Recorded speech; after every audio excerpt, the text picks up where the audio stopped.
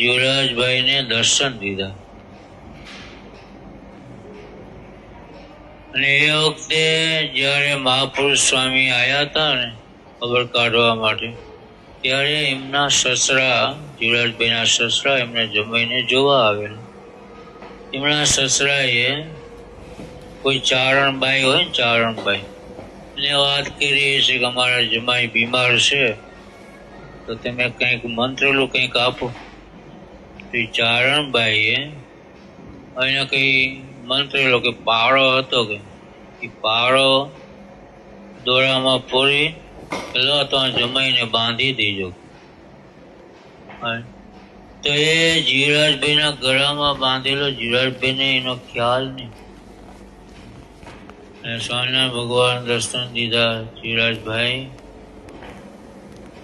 તે જાગ્યા, ઉતા ઊંઘ તો નથી આવતી, આંખ ખોલી સ્વામિનારાયણ ભગવાન, પણ એમના ગળામાં પાળો જોયો. ચારણબાઈએ કંઈક આપ્યો હશે એમના સસરાના કહેવાથી, એમના સસરાએ પાળો બાંધેલો. તે સ્વામિનારાયણ ભગવાન એમનું દુઃખ મટાડવા માટે આવેલા. તે પાછા વળી ગયા અને એમના ઘરના જ્યાં સૂતા હતા ને એમને અહીંયા દર્શન આપ્યા.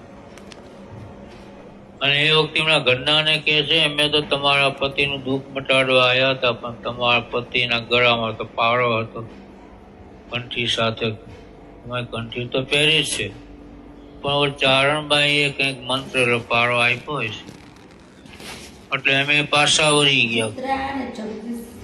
એ પાળો કાઢી નાખજો, એટલે સવારે તમને એમને વાત કરજો, અમે તો મહાપુરુષ સ્વામીના કહેવાથી તમારા પતિનું દુઃખ મટાડવા આવ્યા હતા, પણ પાળો જોઈને અમે તમારી પાસે આવ્યા છીએ.